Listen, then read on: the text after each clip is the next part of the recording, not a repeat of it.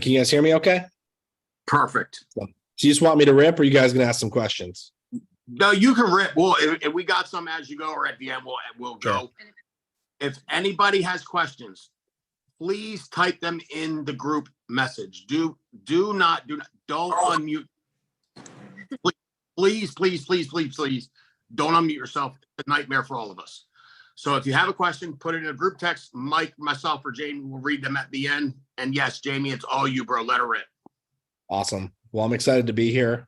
This is a group of faces that I'm not super familiar with. I see a few that I know. I see Kali and a few others and Bryce. So good to see y'all. And I've been in Family First Life now for just over 3 years. It's been a incredible, fun, humbling experience. It's also been one of the hardest things I've ever done. My background, I'm about to turn 30 in a couple of days, so I'm still a young gun, but I have been an entrepreneur since I was 18, or what I like to call a wantrepreneur. Meaning I've tried a bunch of things. I've made a bunch of money in a handful of things. I've lost a bunch of money in a handful of things. I think this is probably my 6th or 7th opportunity. Okay. And this is not because I'm an opportunity hopper or a jumper or anything like that. Stuff happens, life happens, politics happen, life circumstances, something happens with a company, and you got to do what you got to do, and you got to move on. So I've been searching for the right vehicle and the right opportunity for, up to, about 9-10 years into my career. And I finally found it with Family First Life. I'm excited to share kind of my journey with y'all. But when I was 18 years old, I met a guy named Grady Polson, who a lot of y'all know. He's one of my oldest, closest friends. Grady's dad actually was one of my first mentors in a network marketing opportunity. Actually, it's funny, I still drink the product, but we used to sell these energy drinks all around the country. When I was 18, 19 years old, we used to tell college students if they drank them that they wouldn't have a hangover the next day. So we built up a team of probably close to 10,000 college students all around the country, and not just in this country, all over Europe. When I was 18, 19, 20 years old, I made a high 6-figure income, when I was 18, 19. So naturally, no one ever taught me any of the financial disciplines that came along with earning money when you're young. So I spent it all faster than it came in, and I had built up a bunch of liabilities. I had a fancy BMW and a really cool lofted apartment. And in 2017, I was filing bankruptcy and having everything taken away from me. So I learned a lot of lessons the hard way, and I'm definitely here to tell you guys some of the things that I brought into Family First Life, into my insurance career, which have helped me to keep business on the books, to keep money in the bank, and to not go out of business, which I feel like 80-90% of people who come into this business, they're out of business within a year. And it's because of a lot of little discipline things that they could have established early on that they don't establish, because the first time they've ever made a significant sum of money, and then they go out of business because they go spend it all, or they don't steward it like it's a real business. So we're going to talk about that, obviously. But I had probably 5 years in that first network marketing opportunity. It was an incredible experience. I learned all about service and people, spoke in front of a lot of different crowds when I was 18, 19, 20 years old. And that company shut down. We were the loudest and the fastest growing in our industry at that time. It was back in 2015. And naturally, they decided to make an example out of us on how we could market, what we could say, how we could say we get paid, and how much we get paid, which is very similar to some of the marketing things that we've experienced in the insurance industry in the last couple of years, from switching from AP to Families Protected. We experienced that back in 2015, except for our company was made an example of and our doors got shut. So it went from, earning a 6-figure income to shut off overnight. Had a team of thousands of salespeople. And then what happens when you lose your opportunity and you've got all these salespeople? Of course, you try to jump to another opportunity. And when you jump to another opportunity, what happens? You lose 60% of your team in the jump. So now jump to another opportunity, try to recreate what we had the first time around, got into it for about a year, didn't feel like, home. So we ended up jumping somewhere else. Didn't feel like home, decided to try to start my own direct sales and network marketing company, found a company in Salt Lake City, Utah, parent company that was going to invest, do the whole thing. I was the master distributor, and it was a great concept. But the company went bankrupt within a year that was funding us. And, saving grace of it all is I met my wife through that company. So super, super grateful I got, that out of it. Decided I was completely jaded on building a sales team, and I was done. And there was no way I was building another team in anything. So I decided to start a traditional business. I got a Facebook ad from some, marketing guru that said, if you can sell a business owner Facebook ads for $1,000 a month, and you do it with 10 business owners, you'll make 10 grand a month. I said, okay, I can do that. But I don't know how to run Facebook ads. So I'll find someone who knows how to run Facebook ads, and I'll go sell Facebook ads to business owners. So we did that, learned a lot. On paper, it looked really cool. On Instagram, it looked really cool. In real life, it was a nightmare. It was a multi-7-figure business. I had 4 partners. I had 4 employees. By the time it was all said and done, I was working 90 hours a week as the owner and operator of the company. And when all the bills were paid, I could afford to pay myself $2,000 a month. So over $1 million a year company, I can afford to pay myself $2,000 a month. So like the juice definitely wasn't worth the squeeze with the amount of money that, we were trying to steward and figure out, what we were doing. And obviously the work that I was putting in. So, that kind of came to a close right around the beginning of the pandemic. I started to get back in touch with Grady, my wife. She's been a teacher for 10 plus years.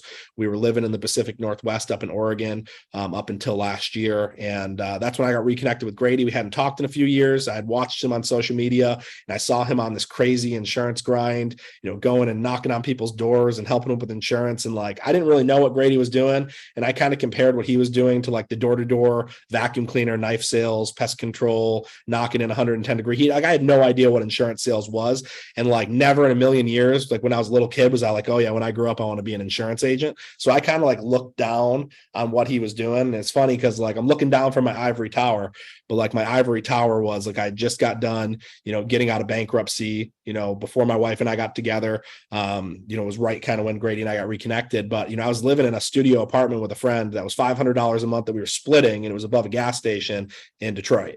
So at the time, like I'm looking down from my ivory tower above a gas station in Detroit at like how what Grady's doing is, I'm too good for it. And I was afraid to do the hard work again. I felt like I did all my hard work in previous opportunities. I didn't want to get back in the trenches, like all these things I had to overcome coming to this opportunity, get together with my wife, move out to Oregon. And Grady reaches out to me and says, hey, you would crush it selling insurance, but from what you shared with me, like, I just don't think the timing's right. What I actually need is I'm looking for a staff member that can come in and help me with marketing and recruiting. So Grady actually hired me as one of his original staff members for Family First Life America. That's where I got my start, as a staff member, not as an agent. And I did that for almost a year. And there's only so many recognition images that you can make from a bunch of average people when you go, oh my gosh, if that guy can do it, so can I. And I kind of had that like frustrated moment, but it also came along with pandemic hits. My wife's a teacher. What happens? Everyone goes from in-person to virtual. So they say, even though you've been teaching for 10 years, you're the brand new girl at this school, so you're cut.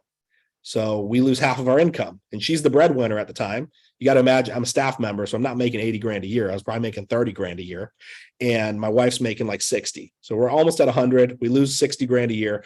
And Grady goes, dude, it's time for you to step out of that box and get your insurance license. So I studied. I got my license in 6 days. And he said, dude, if you can just sell 2 policies every weekend, 2 policies a weekend, you'll replace Katie's income. If you sell 2 policies a weekend, you can keep working for me if you want. You can replace her income. And if you decide that you really like selling insurance, then you go full time. I'm not going to hold you back. If you decide you want to build a team, I'm like, no, I'm not going to build a team. I'm good. I don't even know. I think I'm just going to be part-time. I like working for you. And you said that, you're going to get an integrity deal and that I could, increase my salary and get some benefits. Like that's what we're going for because, Katie lost her job. We lost our benefits too. Like that's what I want. So I'm going to work for you until your business gets to a point that you can pay me 70 grand a year. We get benefits and I'll sell some insurance policies on the weekend until we get there. And like, that was my whole mentality when I first came here. And my big disclaimer is that, obviously some people sell their first policy. Some people don't. Some people don't sell their first policy for weeks, months. Some people don't figure it out till 2-3 years in before they really start cranking. I went out my first weekend. I helped 8 families. Now that doesn't help for everybody. That doesn't happen for everybody, but it happened for me. And of course, a light bulb went off.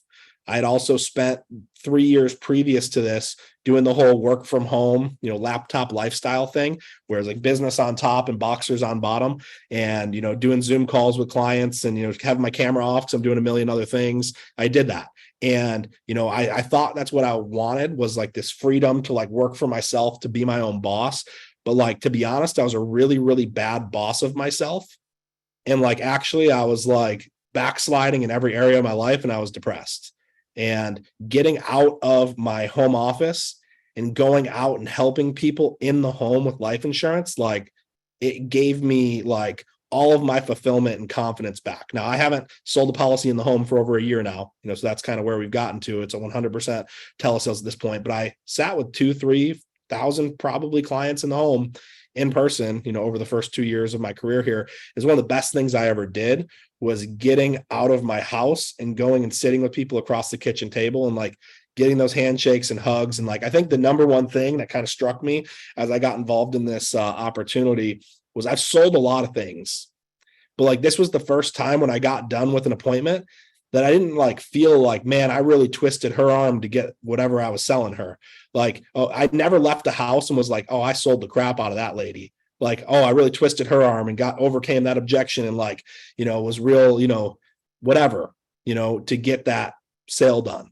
Even if I left a challenging appointment, every single time I felt like, man, I really helped that family make a good decision, like a good financial decision for their family. And there was something that Grady's dad said to me when I first got involved in the industry. And if people probably don't know Grady's dad because he was one of the top IUL sales guy before social media was a thing. Legendary. He was number one at Columbus Life, and he retired last year. And he said, just for the heck of it, he wanted to go number one more time the year he was going to retire, and he did it. So he was one of my first mentors, and he said, dude, welcome to the most honorable profession on the planet.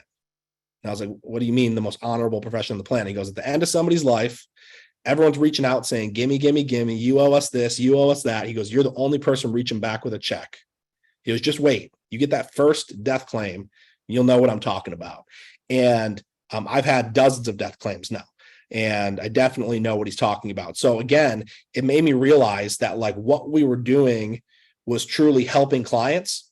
So like I never felt bad with pushing and being a little bit more aggressive with somebody and challenging somebody. Whereas in the past, I've never sold vacuum cleaners or knives, but like you don't need a $10,000 set of knives. Like it's cool. It's a luxury. Like you don't need the $5,000 vacuum cleaner. It's cool, but you can get a Dyson at Costco for like $300, So it's like, I realized that like what we were doing was like truly setting families up and changing families' lives. And it wasn't the $1 million payouts that like blew my mind. It was like the $15,000 final expense policy that you help get a check delivered for. And the family's like so incredibly grateful. Like that was like what blew my mind. So I think like the whole foundation of all of this was like I finally like found something that wasn't just like a good money-making opportunity. I found something that was like truly a fulfilling thing to be able to help people with. And then it's like when you find something like that, regardless of, people will say what they say about the business. Hey, 30% of the business falls off the book. There's chargebacks. There's pros and cons to every business. There's pros and cons to every business, but the pros for me outweighed every single con in this business. And what we were selling, what we were sharing with clients was so important to have that all the cons didn't really matter for me. So I got into this, and the number one thing is I decided to be a student of the game. I just said, tell me what to do and I'll do it. I'll be teachable. I'll be coachable, like shine a spotlight on me. And that spotlight is not like to recognize me. That spotlight is for you to criticize the crap out of me and help me get better. Like whatever I do, if I'm not saying it right, if you're like, dude, that sounds stupid, don't say it like that, tell me and I'll change it. And I just opened myself up to all the criticism in the world from every top producer that I could possibly get, always asking for feedback. I wasn't calling people complaining. I was always trying to get better. So I got a lot of really good advice in the beginning on how to change up what I was doing if it wasn't working. So I was a student of the game, and I decided to become really consistent. So that kind of led me to, now I've been in for 3 years. I've sold well over $1.5 million worth of insurance in the last 3 years. So I definitely, figured out how to help families with insurance, but then like naturally through that process, I had no desire to build a team. But what ended up happening was, of course, you get put on a leaderboard, you get featured on a podcast against your will, that gets posted on my social media, tagged in something. Friends and family started reaching out to me like, dude, like you were doing that last thing. Like what happened with that? Like, what is this? And like, I was afraid to reach out to people because I thought everyone was going to think I was, DMing them again for the next opportunity that wasn't going to work. And they were also waiting for me to fail at this opportunity. So I've had people who come out of the woodwork 1, 2, 3 years in now they were just waiting to see if I was jumping to the next thing. But they're like, okay, you're sticking with this. And like, it's consistent. And I'm seeing like a crazy life change for you. Like I came into this business, I owed the IRS like $57,000 in back taxes because it just compounded from when I was 18, 19, 20, had no idea about saving for taxes and just compound. paying the minimum payment. I owed friends and family money. I was coming out of a nasty bankruptcy, all of those things, had student loans, and, been able to come into this business and completely wipe all of that clean, debt free. My wife and I, we moved from Oregon to South Carolina. We built a house. Our life is totally different. When I came into this business, I was terrified to be a father because I didn't think I was going to be able to provide for my family. Now I got 2 kids. I got a guy who turned 2, 2 days ago, and a almost 6-month-old, so like life has changed. My wife went from like, I'm the provider and the teacher, to like roles have completely flipped. She's 100% stay-at-home mom now for the last 3 years, and like has no desire to go back other than doing anything other than raising our kids. So it's been a crazy thing, but like all of that being said, like this was one of the hardest things that, I've ever had to do, sacrifices, having to say no to a lot of things, having to choose, working Saturdays. Like for the first 2 years, like I probably missed like 4 Saturdays in 2 years. And if I did miss a Saturday, I made up for it on a different day. That was important to me. Saturdays were the cheat code for me for the last 3 years. I would say probably over 70% of my business came on Saturdays, which is crazy because Saturdays people are home, they're in a good mood. Doesn't matter if it's over the phone, doesn't matter if it's in person. All the people who are working, like during the week, during the day, you're getting all the retirees. And then you're hitting the people who work at 6, 7, 8, 9 o'clock at night. But Saturday, I got the guy who works all day and he's in a good mood at 1 p.m. on a Saturday. I'm able to catch him rather than missing bedtime with my kids. So I realized that Saturday was the cheat code rather than missing bedtime with my kids. Pack my Saturday top to bottom, sacrifice that. No more family parties, no more watching football. Who cares? Saturday is everything. And then I can be home for my kids for dinner. Does that make sense? Rather than missing that because I'm trying to catch the guys getting off work. So that's where a lot of my production came from. But last couple of things before we kind of open up for questions, I think this is really important. There's some realities I think we need to make sure are super, super clear. So you're not messing with yourself in this business. And the reality is that this is a business. We have to treat it like a business. And what I mean by that is this is huge. You will not survive unless you start thinking of yourself like a business owner. Like the money is not yours. The money is your business's. And just like when I owned my traditional business and I worked 90 hours a week and it was $1 million business, I could only afford to pay myself $2,000 a month. So even though it was $1 million business, I could have gone and rented a Lamborghini or something stupid because we had the cash flow to do it. But instead I made sure the staff was paid. I made sure the lights could stay on. I made sure the business expenses were taken care of first. It wasn't my money. What was mine was what I could afford to pay myself. So you have to treat your business the exact same way. So just because you go out and you make $10,000 in a week does not mean you should pay off all your debt, go buy a brand new TV and fill your refrigerator with organic groceries and go to Disneyland. Like that's not the first thing you should do because we need to make sure that you have leads for the next week. Like if I open up a Subway franchise and it costs me $250,000 and I've got, some money left over from the loan, do I go and get the Lamborghini or do I make sure I have bread, meat, and cheese? Because it's a Subway. We serve sandwiches. I need to make sure we have bread, meat, and cheese. And I can keep the lights on. Like that's your leads. Like, do I reinvest the money back into the business or do I spend it all? So the money's not yours. It's your business's. And half of the money is yours. And half of the money is your business's. Half of the money, needs to be there for expenses. So like, think that like, if you issue 10, you really only made 5. Like you got to start thinking from that mentality because 20 to 30% falls off the books. You have your lead cost and we need to make sure we save for taxes.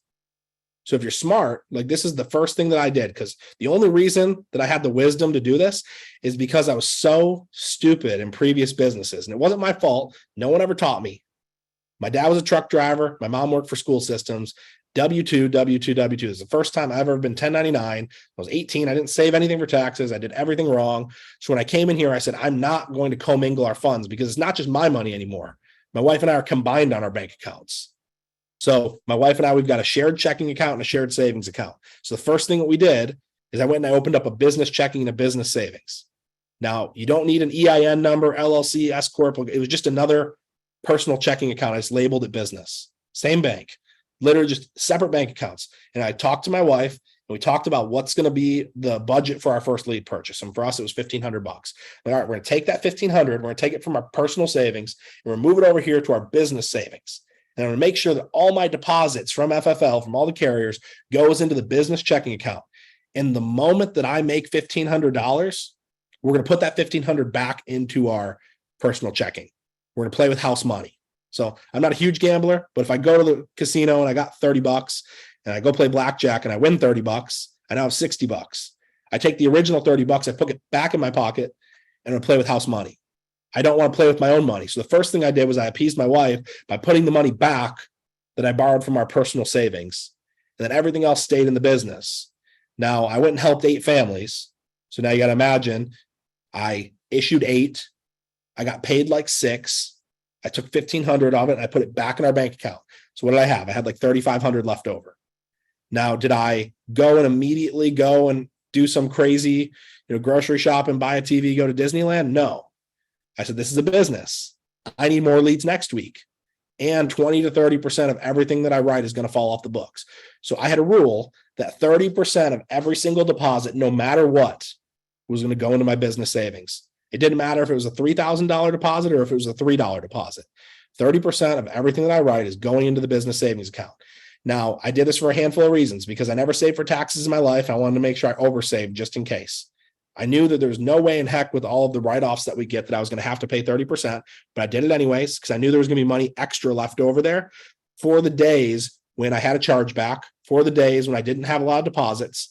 And then rather than going back to my wife and saying, hey, I need to pull more money from our personal savings account or take out a credit card to go ahead and get leads, I borrowed from myself. I borrowed from the business savings account that I had been putting 30% to the side, 30% to the side, 30% to the side. So when there wasn't a lot of money in my business checking, I borrowed from myself, bought leads. And the next time I got a big deposit, I just put 50% in the next couple of times.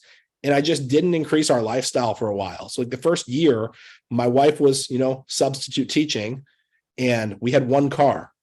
I'd drop her off at school, go run in homes, pick her back up from school, go run in homes. We were one car. And then we didn't go ahead. And when we first got, some significant income, we didn't go and get a $900 a month truck payment. We went and got a $364 a month Toyota RAV4. We didn't go crazy. We were smart about it because I just, again, I think if it's the first time you've ever made money, it's really hard to wrap your mind around it. I just had made all the mistakes in the past that I could put my hand over top of the steering wheel on the Toyota and it's oh, it feels like I'm in a BMW. I don't know the difference when I cover up the logo. All new cars are nice. So I said, we're just going to get, a decent car. I'm going to go run more in homes. And then we're going to wait. I'm going to wait until I can prove that I can consistently, cash flow in this business. I need to prove to myself that I can survive in this business for a year, 2 years plus, consistently helping 5-10 families a week. And after my first year, we went and we paid taxes and there was $30,000 left over in the savings account after we paid taxes. And I was like, whoa, that's crazy. So then I looked at that $30,000. I'm like, this is my new business savings. I'm never going out of business if I do this smart now. So I think it's important, from your first deposit that you get, I have one guy in particular, he's no longer in this business. He's one of my top producers. And I truly believe it's because he was playing catch up for his entire career because of what he did with his first deposit. So he went out and he helped 53 families in his first month. First thing he did was he paid off every piece of debt that he owed. It's the first thing he did. You've been making minimum payments on it for years. Keep making minimum payments on it until you can afford to slowly pay it off. I paid off, $57,000 to the IRS.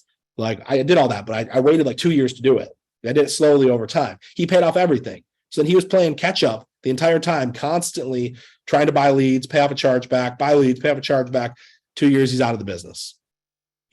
So it's I truly believe from day one, you can set yourself up for success by saving. Now, this is really important. People go why, your team has done, 1.2 million a month. Why do you still sell? Why do you still sell? It's a cheat code. You will, if your team's doing well, once your team gets above 200,000, 300,000, 400,000 a month, if you keep selling, you will stack cash in your bank account. You will just save. And then guess what? When your team's not doing well, because you did that, you're going to survive and you're going to keep moving forward and you're not going to sell out of desperation and you're not going to make decisions. Our team's taken, we've had a roller coaster. Now our team's doing between 600 to 700 a month, which is still good in the grand scheme of things, but I'm not happy with it. But I'm so glad that I saved when it was good so that my staff I still pay $20,000 a month in staff. That didn't change. I didn't fire anybody. but it's like, I wouldn't have been able to, I would have had to fire somebody. I wasn't smart and saved when we were growing, so it's like, if you save when you're growing, it'll be good for when the bad days come. 'Cause the bad days come. You're gonna have agents roll you debt. You're gonna have all these things. Like, it's gonna happen. So like, are you going to prepare for it and treat it like a business, or are you just gonna go spend it all? If you treat it like it's your money, you're gonna go spend it all. And trust me, like, we've had plenty of, fun things we've done, things that we probably, spent more money on than we should have, like nice dinners, vacation. We've done all the things, but like, I made sure that we were ready for it. And I also made sure when we were going to do it and I couldn't produce during those periods of time, that I doubled up on my production on the front end and the back end of those things to make sure I still got the same amount of production regardless, so things happen. And you have to make sure you prepare for it. So producing is a cheat code. I will literally produce until Integrity or Sean or Grady or somebody calls me and says, dude, you have to stop because you're hurting your team. Because at the end of the day, it's a cheat code. If we want something, I want my overrides to pay for my chargebacks, my leads, and my staff. And anything that I write is bonus money that we get to invest into fun marketing things, or, fun things that we want to do, or things we want to, save for our family. So you just got to start treating it like a business. If you treat it like a business, like a profit and loss sheet, like it's not your money, like you have to go back to a board of directors at the end of the month, or, a group of people that are going to judge you based on how profitable you are. And they're going to fire you if you're not profitable. Like, that's how real businesses run. Like, if you treat it like that, then like, you're not going to go out of business. But like, I've just seen too many people who the first thing they did is they go get a $900 a month truck payment. And that's like the kiss of death, in my personal opinion. You just save yourself from yourself, and just be smart. So that's kind of where I'll pause, and obviously we can take the rest of the time and just kind of ask questions if you guys want.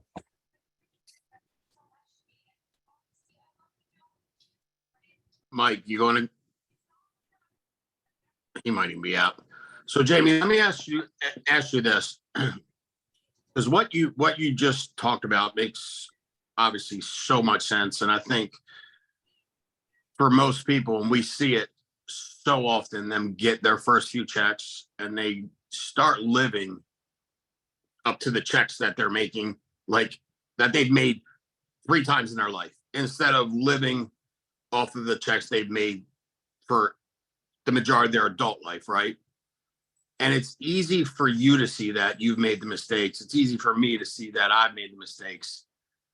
What advice and how do you give it to these folks to get them to not, because I'm good with people learning by making mistakes, but that's one, like you said with your buddy, cost him his career here, and that's one that can literally pull you out of the business. So it's an important one that you don't want them to learn the hard way. How do you get them to trust in you and buy into that? Yeah, I mean, I don't think I've really like figured it out until recently, to be honest, because maybe it was just me being selfish, or maybe I was just like too naive to think that like everyone should know this stuff.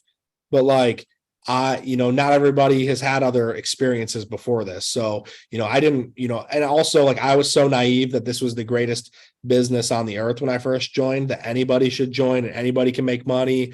And I also didn't know all the downsides. Like, I came into the business treating it like my previous businesses, where my expenses were fairly low and my upside was incredibly high, because I'll spend $150 for a case of energy drinks. And, if I build the team bigger, my checks get bigger and my expenses don't really get much higher. But then coming here, you're hiring staff and you have chargebacks and marketing expenses and all of these things and leads.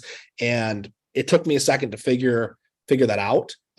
So I think that I just stopped, just sharing the sunshine and rainbows. And I started spending like a lot more time on the rain clouds and the thunderstorms. So like, even in our boot camp, after we have, like, it starts off, we welcome everybody. We've got a comp plan video. And the first video, it's called Real Talk. And it's like 45 minutes. At the beginning, it's like warning, this video may trigger you to quit.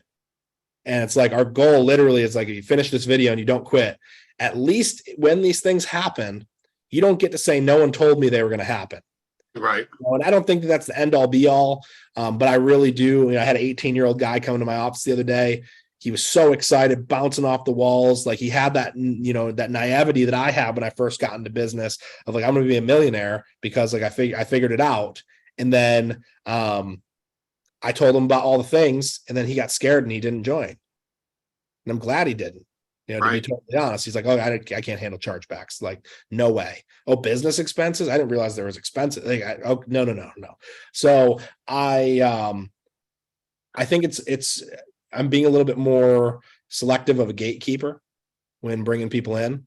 I still don't have it perfected, but I'm really trying to spend a lot of time with people saying, hey, here's what's worked for me. Here's what hasn't worked for me. And I think the 50% rule, I've been harping on that for probably the last 6 months.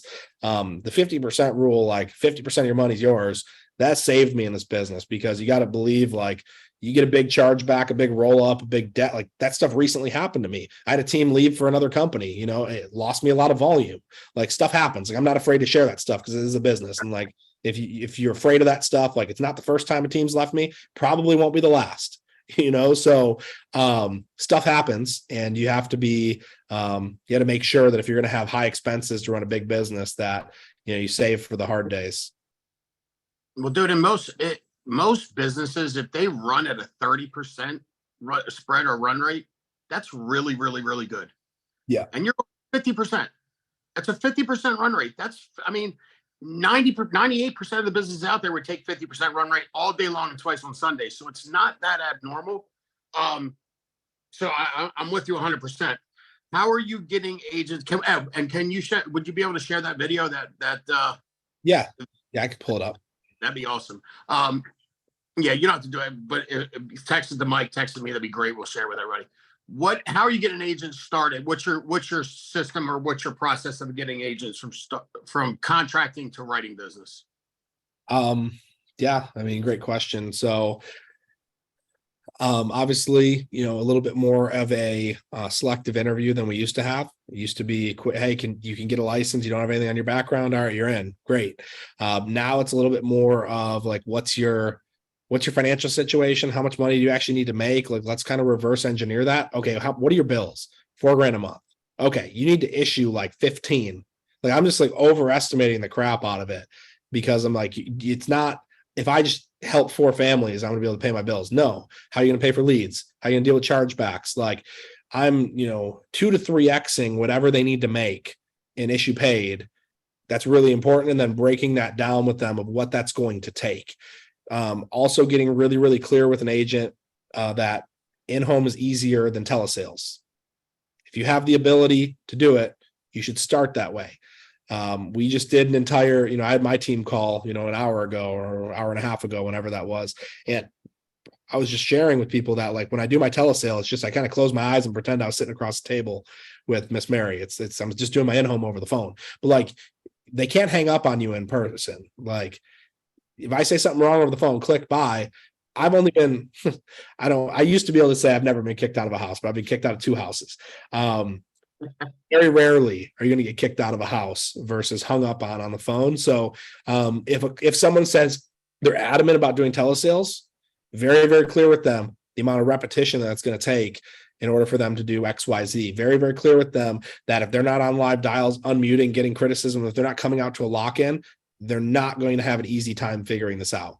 I got one guy on my team, he writes 40 a month. He came from another company, which was a telesales company, paid him 10% commission, live transfers.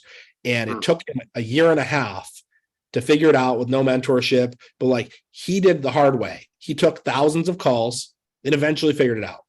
Most people would quit. He's like a 1%er who figured it out. I tell people, do you think that you can do what he did? Or would you quit? They go, I'd quit. I go, okay.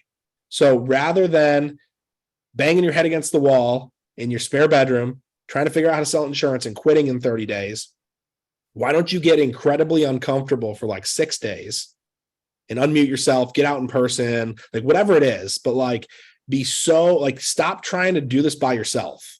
I think that's a really big thing that we tell people, and the ones who fail are the ones who hide.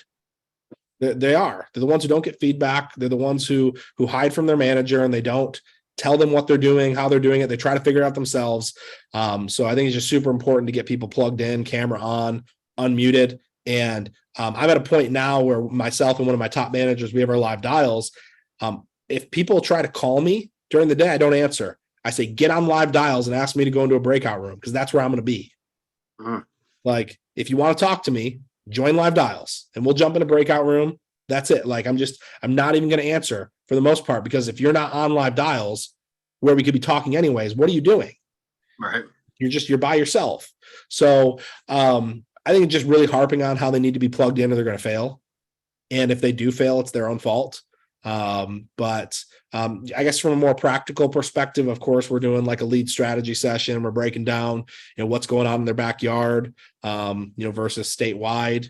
For the most part, new agents are getting started on, 1 to 3 month old internet leads. And then if they can, kind of cut their teeth on those, helping them, see some other, options that are available, newer instance beneficiary leads, different Facebook or internet leads that are out there, obviously mortgage protection if it's available, but really just pushing people through our boot camp.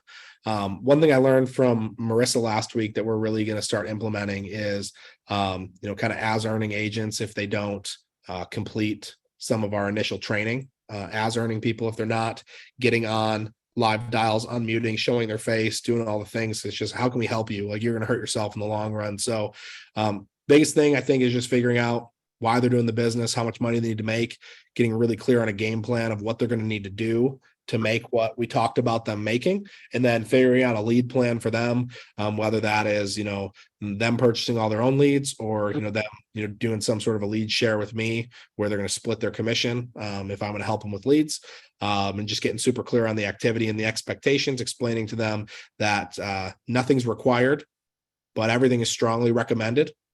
And if you don't do the things that we strongly recommend, then you're most likely going to fail. But I'm not going to hold a gun to your head and tell you have to. And then if somebody, for instance, if I'm finding out their financial situation, this one's really important. And they go, I'm going to go full time. I go, okay, how many months worth of expenses do you have in the bank? And if they're like, I got 2 months worth of expenses in the bank, I'm like, okay, we're gonna give this 30 days. If you're not doing X in the next 30 days, I'm going to strongly encourage you to go back to your job or be part-time. Is that fair? Yeah, that's fair. And I think that that's really important. Most of us don't do that. I don't really like it when people are like, I'm going to go all in. Like, it's worked for a couple crazy people. I've got a few people on my team that just believed in themselves so much they went all in and it worked out. But it doesn't work that way for most people. No. It really doesn't. So I'm trying to save you from yourself. So I'm just getting real honest. I'm really trying to scare more people away, make it harder than it needs to be. And if someone can like go through it knowing all of the things that are bad that might happen and they still do it, they're going to come out like a really solid agent on the other side. Yeah. Dude, I love that. I think it's more intentional with your time, it sounds like, and you're not wasting time. And we're all guilty of it, but fielding calls from people that want to pretend like they're working, and you're right. If you're not on the live dials, then what are you doing? Because and if you have a question, it should be asked through that. So keeping people accountable, being direct, honest, and I mean, scaring them is a good way to put it, because I think you have to be somewhat off and a little bit crazy to commit and do this. I mean, which is fine. We all have crazy dreams or crazy concepts or crazy ideas of what we think our life should be like. You just have to continue to be crazy throughout all of the nonsense so that you can push through the adversity, because there's going to be adversity. I don't care who you are, period, end of story. It's the way this business rolls, and it's why it pays so damn well. You know what I mean? If it was easy, nobody would do it. Did you see any questions on there, Jamie? No. No questions? I see one. Is your live dials for your agency only? No, never. Anybody's welcome to join in. One thing that we do, Frank, which I'd actually love to do with you guys, I did this with Marissa and a handful of other teams. We do a team up, a live dial team up for the day. And then we do a combined agency call at the end of the day, and we do some live dial contests. I think that'd be fun. I haven't got a big chance to interact with your guys' side of the company, but it's a lot of fun. We did a call where it was my team and Marissa's team. We all dialed together live all day, and then we had one big call where all of us were together, and we had Sean jump on and do a Q&A, and it was a lot of fun. So we'd love to do something like that with you guys. Hell yeah, let's get that set up. I think just like you said earlier, like the reason you joined, not joined, the reason you started doing this was because you were doing the recognition pages, and you saw a lot of different faces, a lot of different backgrounds, a lot of different people winning. And you saw somebody that you said, dude, if that dude's doing it, I'm going to kill this. So I love that. I think that'd be fantastic. I'll get Joey or Jamie, or we'll get with you and we'll come up with a date, and we'll definitely do that. That'd be freaking amazing. Absolutely. Are you guys doing any lock-ins? Yeah, we've done a handful of them. So I'm here in Greenville, South Carolina. So I know your guys' teams all over the country. So if anybody, Charlotte, Atlanta, Knoxville, like anywhere in that area, you're welcome to come here. I share an office with Zach Lawfuls. So for anyone who's been here for a long time, you know Zach. A lot of fun. Live dialing with Zach is an experience. So if you want to come out to our office, you'll learn how to dial like a good old Southern boy. And it's a lot different than how I dial, being from the Midwest. But we do lock-ins. Our biggest one we had probably had like 75 people at it. We've got a pretty decent size office. Most days there's like 7 people here. But when we do our lock-ins, people coming from all over the country. So we do them like every other month. So if you guys ever see one posted, everyone's always welcome to come. We usually get Americo or someone to kind of sponsor it. They get free food. So, never feel like I have to be on so-and-so's team to come to an event. Like it's open to everybody. Awesome, man. I appreciate it. I appreciate it so much. Jamie, thank you so much for sharing with us. It's been awesome watching you grow and dude, I didn't know Grady hired you. I had no idea. I honestly thought you were I thought you were with I for some reason. I don't know why. No. But yeah, dude, I appreciate you. We'll get with you after this call and we'll set up a time to do the collective. What you call it? A collaboration? Like a live dial team up. So we got we got a URL. It's like livedialteamup.com, and we pick a Zoom room and we forward it to that URL, and then everybody goes to it and we're all in one big Zoom room. Freaking awesome, man. Well, thank you, buddy. I appreciate you sharing. If you ever need anything from us, just let us know and I'll be in touch shortly and we'll get that live dial team up set up. All right, everybody. Have a great night.